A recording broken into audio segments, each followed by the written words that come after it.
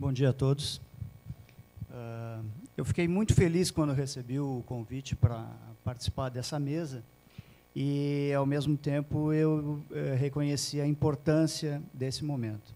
Então, ao mesmo tempo que eu quero agradecer ao professor Umberina pelo convite, agradecer a todos da Corlicem pela paciência que tiveram comigo, porque eu estourei todos os prazos para enviar vídeo, resumo, textos, enfim.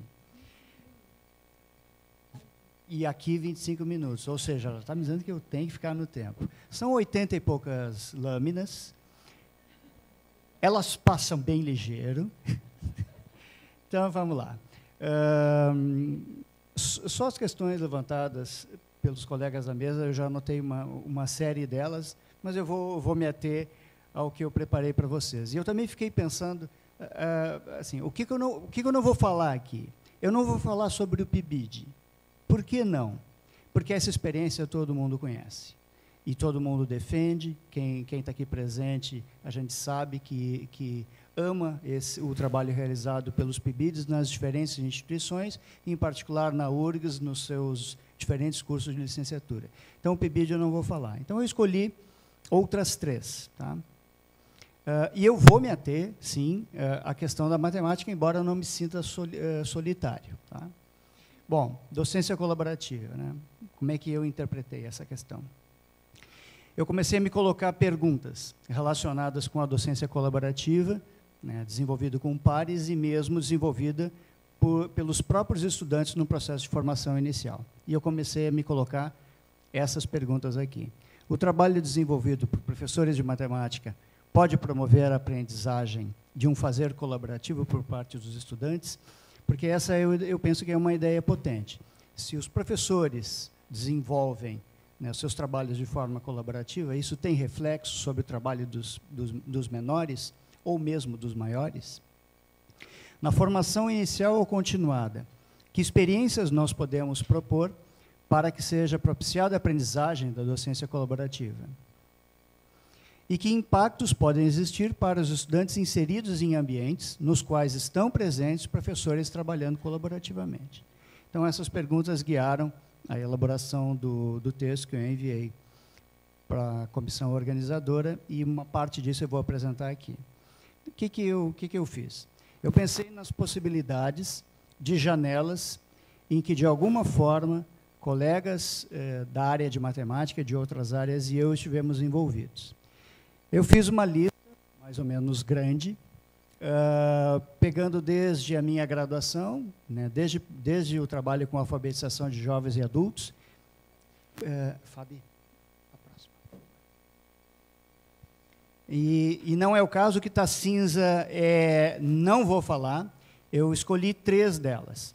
Um trabalho realizado na Escola Técnica em Saúde, no Hospital de Clínicas de Porto Alegre, que eu tive o prazer de trabalhar com a professora Denise, no que eu denomino de assessorias de matemática e interação virtual, um trabalho realizado em caráter de extensão e também como uma disciplina formal do curso de licenciatura em matemática, e um trabalho realizado também aqui dentro da universidade, junto à Faculdade de Educação, no curso de pedagogia à distância, especificamente na disciplina Representação do Mundo pela Matemática. Então, quais são os lugares e os contextos onde essas 3 experiências ocorreram?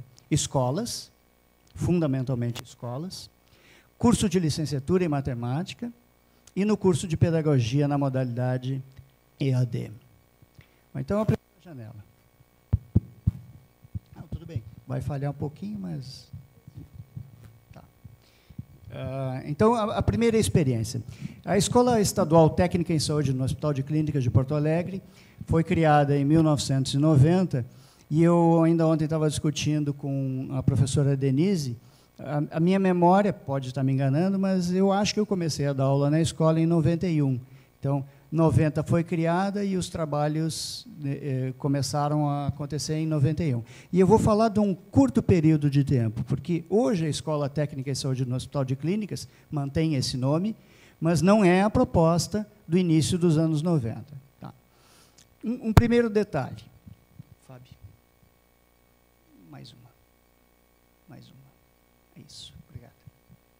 A escola era o nome dela, né, Escola Estadual Técnica em Saúde no Hospital de Clínicas, e esse "no" é exatamente isso. A escola funcionava dentro do Hospital de Clínicas. Uma característica interessante. Durante muitos anos, o hospital é dividido em duas alas, atualmente. Com o prédio novo, tudo vai mudar. Mas ele era dividido em ala norte e em ala sul. Durante muitos anos, uma das alas do terceiro andar do Hospital de Clínicas ficou fechada. Ali eles iam construir o Hospital da Criança. Então, nós, numa parceria com o governo do Estado, a Secretaria Estadual de Educação, e um grupo de professores e um grupo de administradores do próprio hospital, pensaram na proposta de desenvolver uma escola que tivesse como foco a formação de pessoas para determinadas áreas, que era uma necessidade fundamental na região metropolitana de Porto Alegre. Logo a seguir eu vou citar essas áreas. E nós trabalhávamos dentro de quartos de hospital do terceiro andar, ala norte. Quadro não existia. A secretaria era num dos quartos. A supervisão pedagógica era num dos quartos. O laboratório de informática, com 4 computadores, pré-internet, num dos quartos. E as nossas aulas eram dentro desses quartos. Pendurávamos formulário de papel contínuo, de impressora, nas paredes, e aquele era o nosso quadro. E assim, durante mais de 5 anos, a escola funcionou dentro do hospital. Então, foi uma parceria entre clínicas, formar profissionais técnicos, a próxima, Fábio, técnicos de nível médio, estudos em turno integral, os alunos entravam às 8 horas da manhã e saíam às 18 horas no final do dia, e poderiam fazer 4 cursos: administração hospitalar, nutrição e dietética, patologia clínica e radiologia, radiodiagnóstico. Friso que essa experiência tem data. Hoje, existem outros cursos. E os cursos foram baseados na demanda existente na região metropolitana aqui de Porto Alegre. Ou seja, era necessário, era uma demanda importante de hospitais da região metropolitana, e por isso esses cursos foram oferecidos. Como era o ingresso? Por sorteio. No primeiro ingresso para a escola, na primeira seleção não é a seleção, enfim, realmente é um processo aleatório, dos alunos da escola, nós tivemos 1.500 inscritos para menos de 100 vagas. Isso lotou o auditório do Hospital de Clínicas.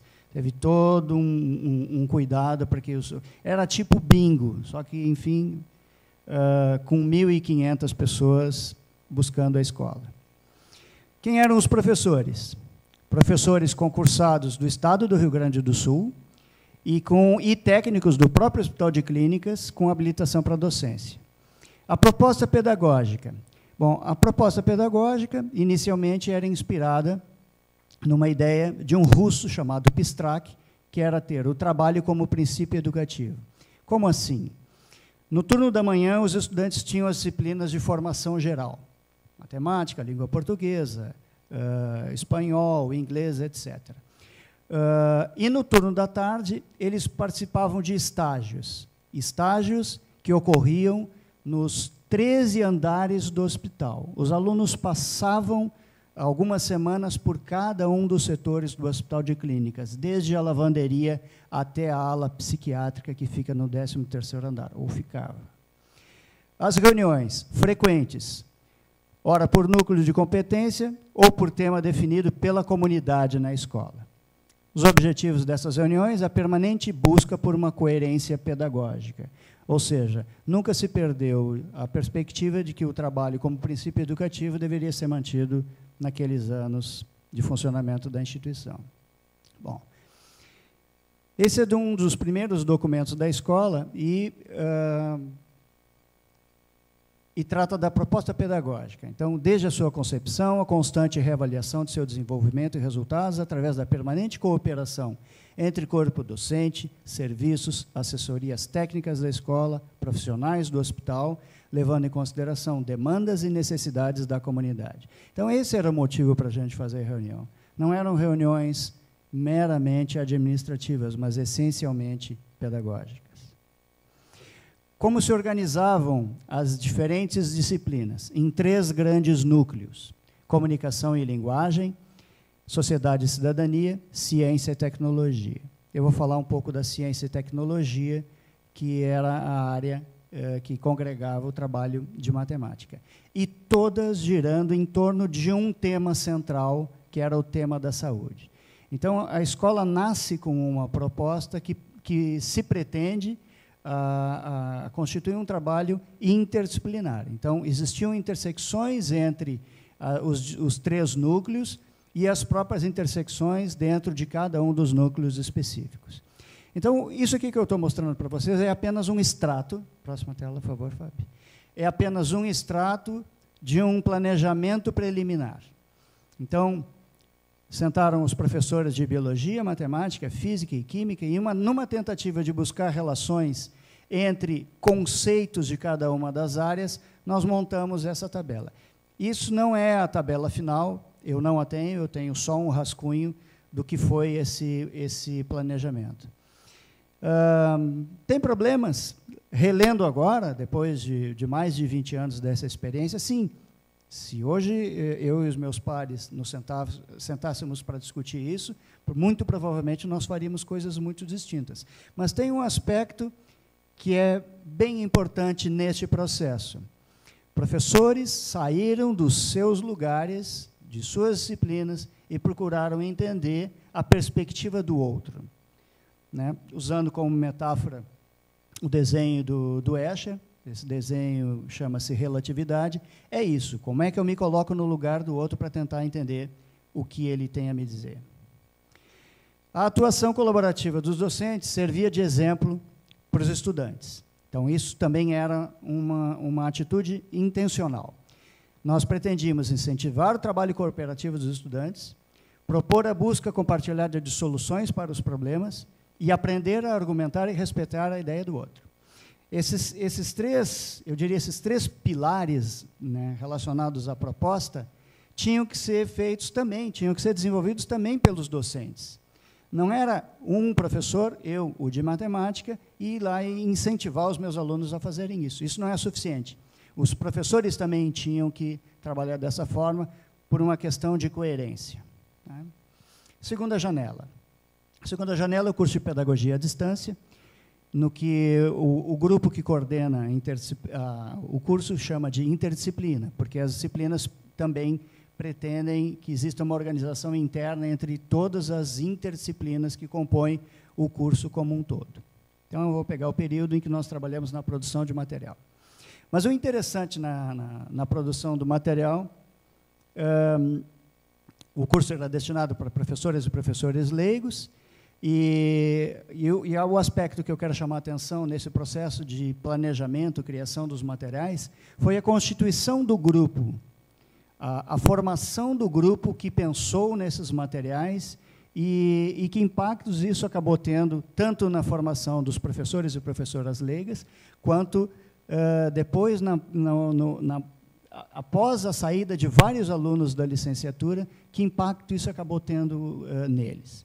Então, o grupo que foi formado para trabalhar na produção desses materiais eram professores de matemática do ensino básico, ensino universitário, alunos de licenciatura e alunos do programa de pós-graduação em ensino de matemática. Mais de 20 pessoas trabalharam durante um ano pensando, planejando e trabalhando par e passo com professores de escolas públicas. Além disso, temos um conjunto de membros, os outros membros da equipe. Tá? Então, o Zé Roberto, o Humberto, o Duplínio, a Beatriz, o Quatropi, o Cincolau, o Seixas, a Elisete, o Oitávio e a Nona.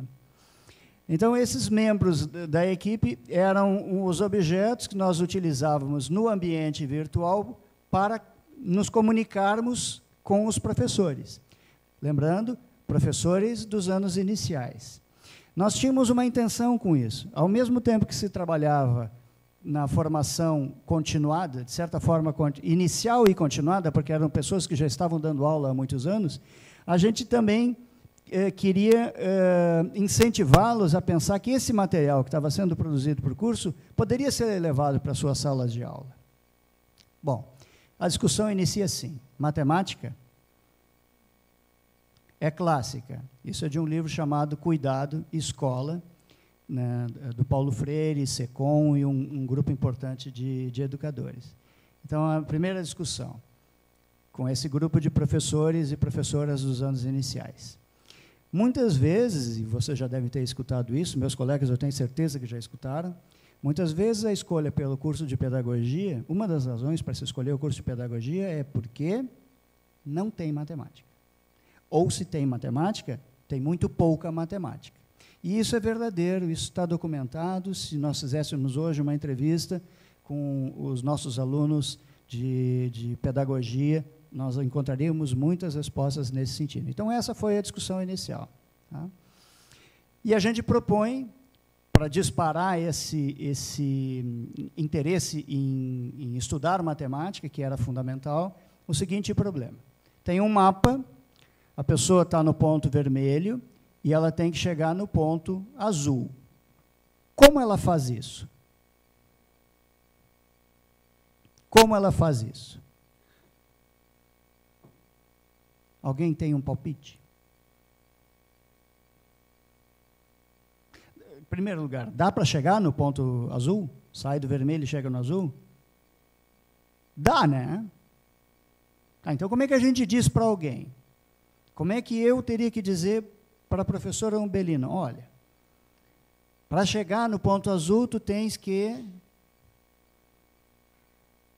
Alguém pode dar... Qualquer chute está valendo. Pode. Enfim, pular pelo espaço, vai daqui até lá, um pulo só. Num pulo só. Que perna! De se deslocar, tá bem. Então, num pulo só não dá. Talvez no futuro, com drones, enfim, a gente consiga fazer isso. Deslocar-se pelas estradas, pelos percursos. Deslocar-se. Como é que a gente diz para alguém para se deslocar pelas estradas?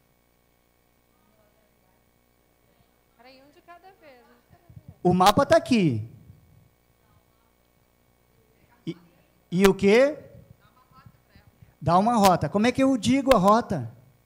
Dobra para a direita, vai para a esquerda. Pode ser esquerda, direita e tal. Primeira rua, segunda rua. Dá, né? Seguindo as retas. Setas, ok? Seguindo as setas. Não vai ser fácil, mas dá. Vocês já viram um mapa assim? Não. O que não tem nesse mapa?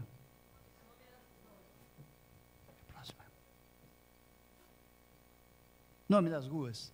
A gente precisa nomear as coisas para poder se localizar no tempo, no espaço, enfim. Então, esse era, digamos assim, o mote desse trabalho. Vejam, essas ideias foram construídas por alunos de licenciatura, alunos de pós-graduação, professores de escola básica, professores universitários, pensando em como é que a gente atinge o profissional que está participando desse processo de formação. Então, era essa a ideia. Bom, alguns materiais. Eu vou passar rápido pelos materiais. E esse é um outro aspecto interessante. Quando a professora Sônia Ogiba me apresentou, ela falou que a minha área de investigação, com o qual eu trabalho, é tecnologias, principalmente tecnologias digitais. É verdade. Mas também, e isso há muitos anos, eu defendo o uso concomitante de materiais não digitais, e eu não vou usar a palavra concreto, porque essa palavra se presta para muitas interpretações. Então, materiais não digitais e materiais digitais. Então, ao mesmo tempo... Passa a próxima, por favor. A próxima. Mais uma. Então, ao mesmo tempo que a gente tem materiais que nos permitem trabalhar com espelhos e cartões para identificar simetrias, translações, reflexões, etc., nós temos também os objetos virtuais. Todo esse material fez parte do curso, fez parte da formação das professoras. De novo, parte desse material está aí. Só para vocês terem ideia, esse conjunto de cartões que tem... Deixa eu ver se eu tenho aqui um apontador. Esse conjunto de cartões aqui existe desde a década de 70. Esse material a gente não vê muito por aqui, mas ele existe e pode ser reproduzido, pode ser levado para dentro de uma sala de aula. Já o simetrizador virtual explora uma ideia de um artista chamado Escher, aquele mesmo que eu apresentei para vocês agora há pouco. Mosaicos. Isso é um material que, na época que eu fiz a graduação, todas as escolas de Porto Alegre tinham esses materiais. A próxima, Fábio. Todos esses materiais existiam nas escolas. Muitos se perderam. E, o próximo, o objeto virtual. Então, com mosaicos, a gente pode trabalhar com regularidade. Bom, é um prato cheio para se fazer trabalhos com ornamentos e, portanto, trabalhar com aspectos relacionados à arte. Cubos. Cubos. Quer coisa mais simples do que um cubo, do ponto de vista matemático? E aí nós criamos o objeto virtual que permite à criança, ou o professor, manipular virtualmente cubos. Papel isométrico, um trabalho riquíssimo que permite o desenvolvimento a criação de objetos em perspectiva. Nós criamos, então, o Fábrica de Cubos, que permite fazer isso virtualmente. Então, sempre essas duas componentes, não digital e digital, estiveram presentes. Mapas digitais e por aí afora. Tá? O que aconteceu após a construção desses materiais, após a realização do curso? Professoras levaram para dentro das suas salas de aula, refletiram a respeito do uso, trouxeram críticas, apontaram sugestões, e aí teve novos desdobramentos na formação do grupo que, na época, eu coordenava. Foi criado um site, o endereço está ali. Fábio, por favor. O endereço está ali embaixo, para quem quiser anotar. É um material público, teve financiamento do governo federal. Esse material está disponível para quem quiser usar nas suas escolas. Ele pega materiais riquíssimos para o trabalho nos anos iniciais, mas também tem materiais que podem ser utilizados num 6º e num 7º ano. 5 minutos. Então, eu vou passar bem rápido. Então, retomando aqui, o professor Ronei trouxe a questão das áreas, eu trago uma outra versão. Aqui trabalha espaço e forma, conceitos gerais de grandezas e medidas, tratamento da informação, números e operações.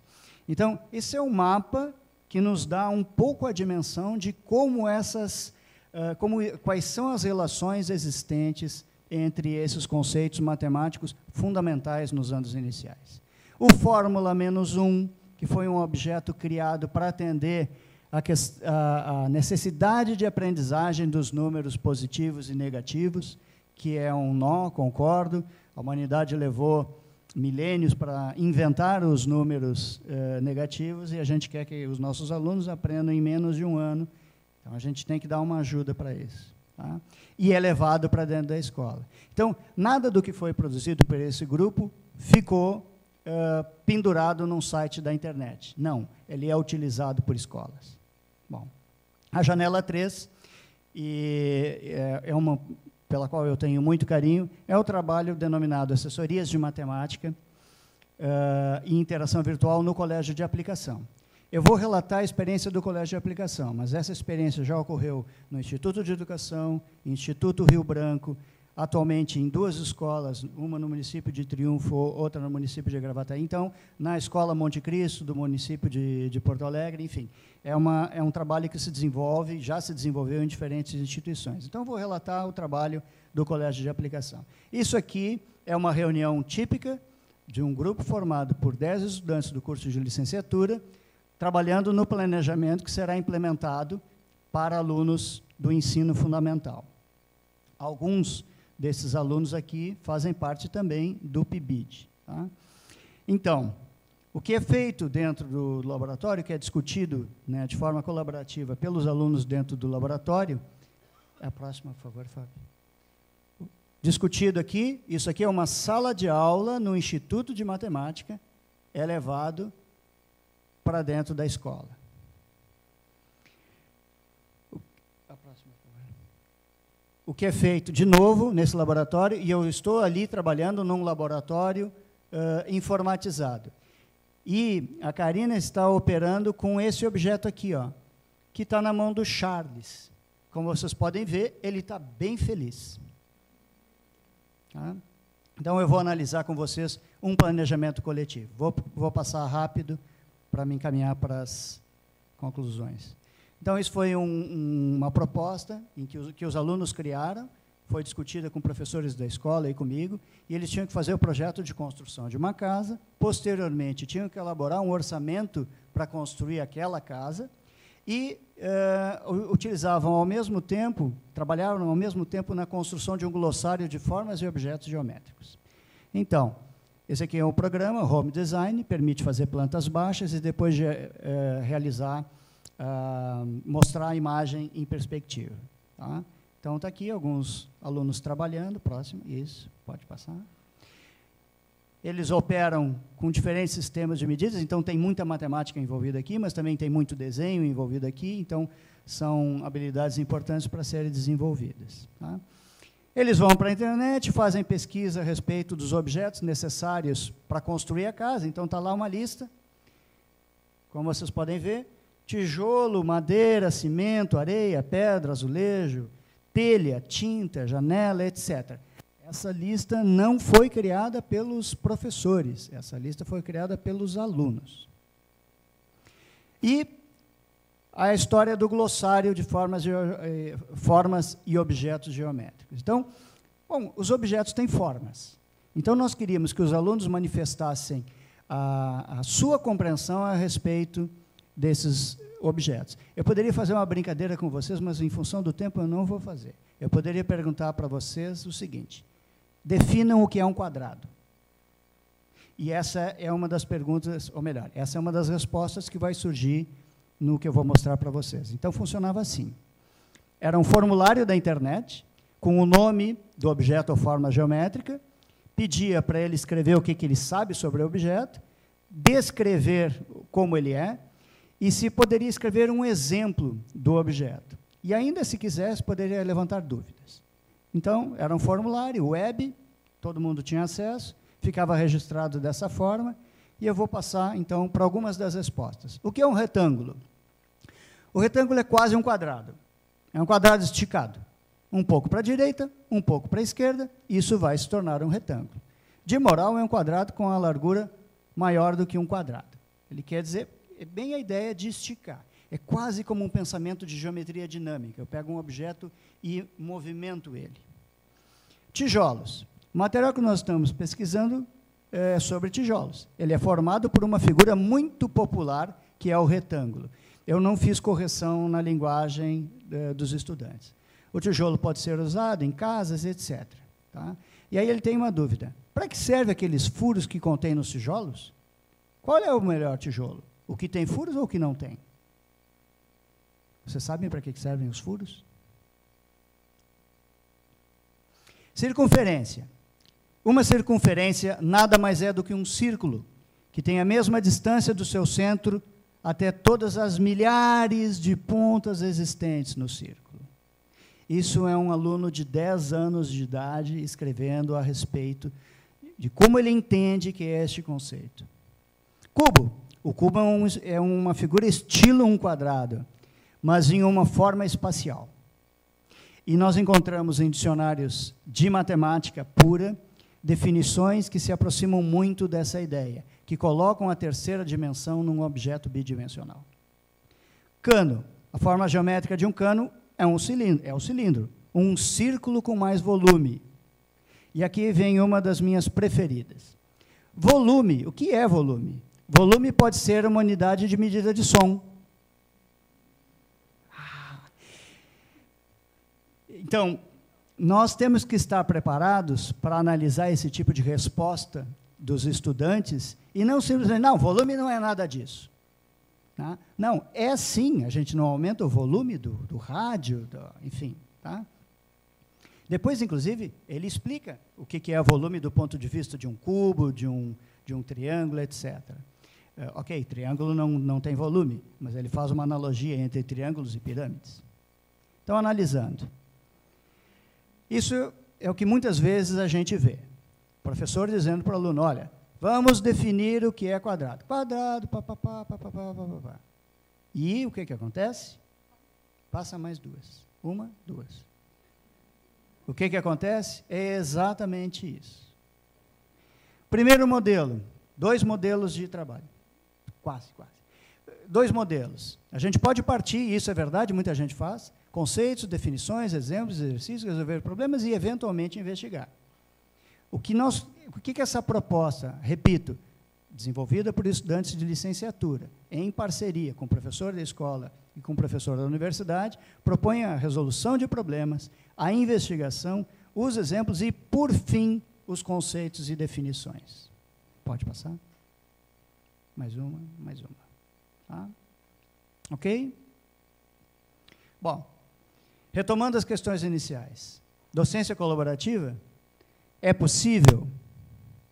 Sim, é possível. E em diferentes movimentos, professores entre professores, professores com alunos e alunos com alunos. E isso é chave no meu entendimento do papel da docência colaborativa. Fazer com que as pessoas aprendam a trabalhar colaborativamente. Se alunos aprendem a compartilhar suas ideias, os professores também. Essas fotos, elas têm diferentes anos. Tem fotos aqui desde o ano 2000 até 2014. São 3 momentos distintos de um trabalho que é realizado há 15 anos. Finalizando, o esforço aplicado na formação inicial ou continuada deve se refletir no trabalho realizado na escola. Para isso, sugere-se algumas orientações. Criar e exercitar novas práticas na escola, trabalhar em equipe com colegas no planejamento, trabalhar em equipe com os próprios alunos, criar materiais digitais, utilizar os recursos oferecidos pelas tecnologias no planejamento. Pode passar. Mais uma, mais uma. Pode ir, mais uma. Isso. Ok? Nessa perspectiva, eu entendo que a escola se transforma. E a escola, ao se transformar, altera padrões de trabalho de professores e estudantes e estabelece novos objetivos para a formação de professores na universidade, que, por sua vez, provocam mudanças na escola. Citando uma frase do professor José Pacheco, não de sua fala de ontem, mas de uma entrevista que eu li em 1994 dele, escolas são pessoas. Então, é possível transformar as escolas? Mesmo essa escola que está aí, é possível transformar? Sem dúvida, porque escolas são pessoas, somos nós. Se nós entendemos que a escola deve ser modificada, temos muito chão, muito trabalho a ser feito, mas é possível fazer a transformação da escola e chegarmos na escola que queremos.